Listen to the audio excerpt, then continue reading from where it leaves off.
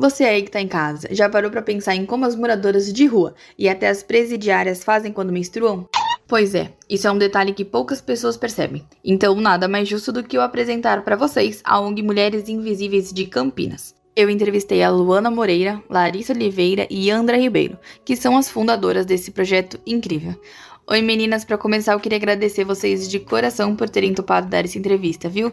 E eu queria também que vocês começassem falando um pouquinho sobre vocês, pode ser? Se apresentando? Pode ser. Bom, meu nome é Larissa, eu tenho 17 anos, tenho vontade de fazer medicina e seguir com projetos que ajudem pessoas que precisam, pessoas carentes, sabe? Aí já tá fazendo muitas vontades no meu coração e eu pretendo continuar com o nosso foco também. Eu sou a Yandra, eu tenho 17 anos também, de faculdade, bom, eu ainda não tô pensando, mas eu tô pensando em fazer serviço social ou relações internacionais. Eu sou a Luana, né? Eu tenho 16 anos e por enquanto eu não tenho muitos planos para a faculdade, mas a minha área é mais na área artística, sabe? E de comunicações.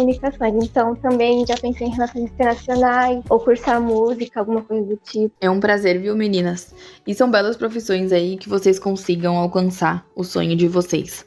E para começar aqui, eu queria saber há quanto tempo que o projeto de vocês existe. Vai fazer um ano, né? Que começou em setembro, por aí, em setembro, e segue até hoje. Setembro do ano passado, no caso, né? Eu queria saber de quem foi, né, essa ideia inicial do projeto e que vocês também contassem um pouquinho de como que ele surgiu, pode ser? Então, ano passado eu entrei numa letiva, uma aula chamada Iniciação Científica. E aí, nessa iniciação científica, a gente era meio que obrigado a criar um projeto. Aí eu pensei numa coisa que já estava no meu coração, né? Sobre as mulheres em situação de rua e essas coisas, porque eu e a Larissa, a gente mora no mesmo prédio aqui no centro de Campinas. Então tem bastante pessoas em situação de rua. E isso já afetava meio que nosso coração. A gente já ficava pensando como que era a vida deles. E eu pensei em criar absorventes biodegradáveis no começo. Para pessoas em situação de rua e em situação de vulnerabilidade. Só que na mesma semana, assim, no mesmo período, outra menina já criou e ganhou um prêmio, assim, por isso, sabe? Aí depois eu falei com a Larissa sobre o projeto e falei com a Luana, que tinha acabado de chegar na escola. E aí a gente pensou juntas em fazer um projeto propriamente de absorventes de higiene menstrual para pessoas em vulnerabilidade, principalmente para mulheres em situação de rua. E aí foi surgindo o projeto. Foram surgindo as ideias, os acontecimentos, e nossas professoras também tomaram algumas providências para poder ajudar a gente, as orientadoras, né, do projeto. Nossas orientadoras meio que foram jogando oportunidades pra gente, a gente foi aceitando. A Aloísia e a Cláudia. E vocês ajudam que lugares exatamente? Só a cidade de Campinas ou vocês ajudam outros lugares também? Só Campinas.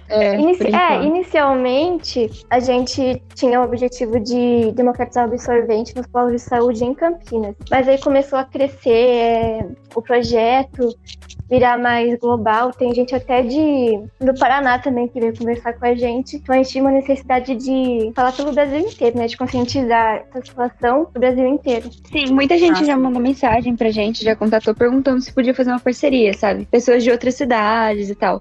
Só que como a gente entrou na pandemia e não tem como fazer muita coisa no momento. Mas vocês pensam em fazer alguma parceria, então, futuramente? A gente pensa em fazer mais com empresas de absorventes também, ou de produtos de higiene, sabe? E fazer parceria com pessoas que têm o mesmo objetivo, mas principalmente com empresas ou pessoas que podem disponibilizar pra gente mais materiais, essas coisas. Porque é muito difícil a gente prosseguir o trabalho sem os produtos, né? E vocês comentaram, né, que os professores, orientadores da iniciação científica ajudaram vocês.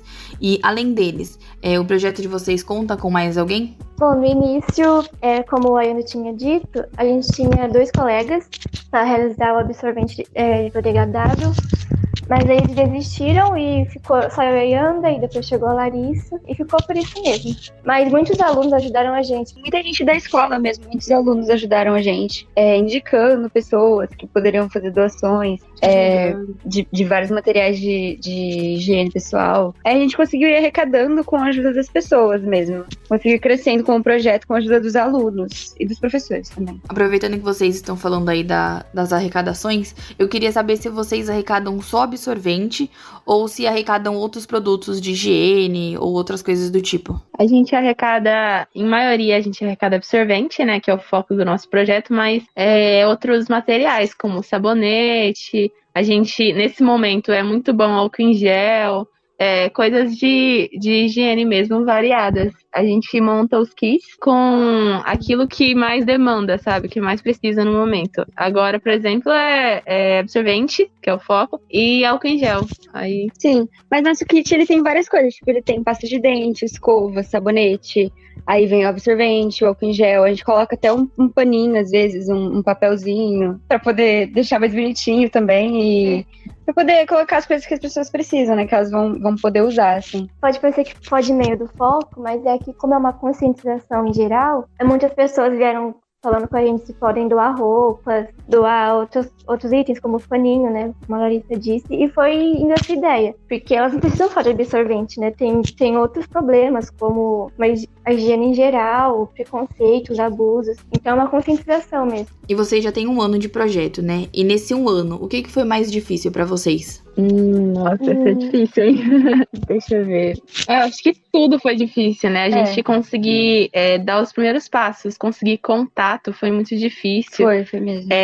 Marcar entrevista com as pessoas, conseguir os primeiros seguidores no Instagram pra gente conseguir mais visibilidade também foi muito difícil. Uma coisa conjunta, assim, de conseguir doação e que as pessoas conhecessem a gente. E o nosso projeto foi uma coisa, tipo, bem... um processo que ainda tá acontecendo, mas no começo foi muito difícil conseguir isso mesmo. E como que vocês fazem essa divulgação? É só pelo Instagram, @m.invisíveis, ou não? Ou tem outros meios? Não, a gente tem o Twitter, tem o Facebook, a gente fala pras pessoas também.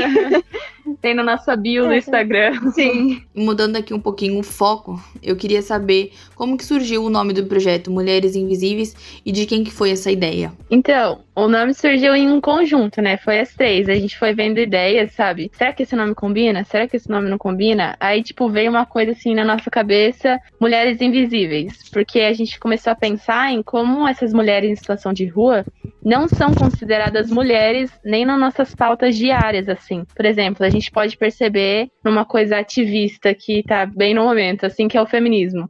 As mulheres consideradas dentro dessas pautas feministas quase nunca são mulheres em situação de vulnerabilidade, como as mulheres em situação de rua. Então, a gente meio que invisibiliza elas, tira essa feminilidade e humanidade dessas mulheres. E a gente começou a pensar em como nós tornamos elas mulheres invisíveis, entendeu? Nunca estão dentro das nossas conversas, das nossas pautas, das nossas, tipo, considerações, sabe? Uhum. Aí a gente pensou nesse nome. Até no dia a dia também, né? Porque, por exemplo, a gente tá passando assim na rua e a gente vê uma mulher deitada no chão, ou uma pessoa em situação de rua deitada no chão, assim, a gente simplesmente ignora ela e segue nossa vida, como se essa pessoa não existisse. E quando a gente fez também uma entrevista com o Consultório na Rua, aqui em Campinas, que é um consultório que vem atender as pessoas em situação de rua no centro e em alguns polos, eles disseram que as pessoas em situação de rua são pessoas que a gente quer distante, ou seja, que a gente não quer ver elas. Quanto mais longe elas estejam, melhor pra gente. Então acho que foi assim que foi surgindo. A gente meio que tira a humanidade dessas pessoas, a gente tira a identidade delas, né? E vocês divulgaram uma vaquinha no Instagram de vocês, certo?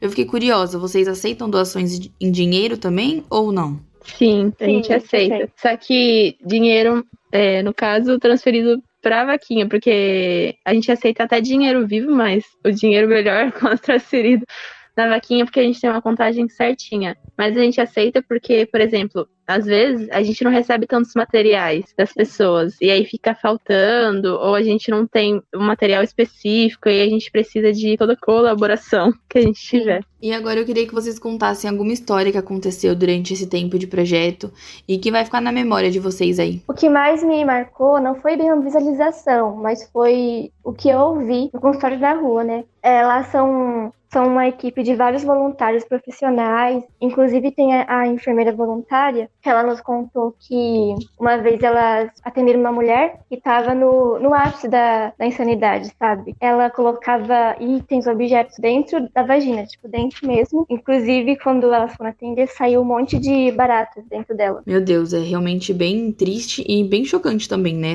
essa situação toda. Isso afeta muito a saúde mental da mulher também. Com certeza. E tem outras histórias que vocês queriam contar? A gente fez uma entrevista com uma mulher chamada Bianca, que ela tá em situação de rua, né? E aí ela tá meio que se reerguendo agora, e a gente conseguiu uma entrevista com ela. Ela me contou, tipo, das dificuldades diárias dela, que não só envolvem a menstruação, mas que a menstruação piora tudo, sabe? Porque o foco dessas mulheres não é conseguir apenas absorventes, mas elas querem alimento, querem um lugar pra dormir, proteção. E a gente percebe quanto a menstruação, nesse cenário, ela piora tudo, mas não é prioridade, sabe? Aí a Bianca comentou com a gente que, tipo, um dia ela tava dormindo no banco da praça e o policial acordou ela chutando, sabe? Chutando ela, mandando ela embora. Do nada, sabe? Tipo, uma agressividade gigantesca. E aí ela contou das vivências dela, em como ela se vira pra comer, como que ela utiliza absorventes, se ela usa por mais dias, o que ela coloca. E ela diz que por mais que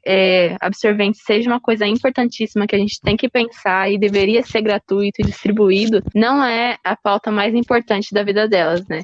E aí isso me afetou bastante, porque a gente tava focando em uma coisa só, que pra gente é um absurdo de privilégio, mas pra elas é uma coisa que já se acostumaram a não ter, sabe? E aí foi bem impactante, porque eu não conseguiria viver sem absorvente, né, nesse período menstrual, mas elas já aprenderam a colocar a mente em outras coisas, porque menstruação é o de menos, sabe? A saúde delas não é prioridade. Bom, vocês acabaram de conhecer um pouquinho mais da ONG Mulheres Invisíveis. Infelizmente, o finalzinho da nossa conversa que a gente se despediu não gravou, mas o mais importante do conteúdo tá aí no nosso papo que vocês acabaram de ouvir.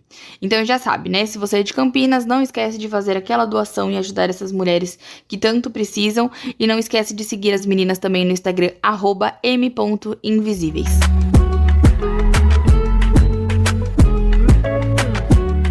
Essa entrevista é uma produção dos alunos do 8º semestre de jornalismo da Universidade Metodista de São Paulo.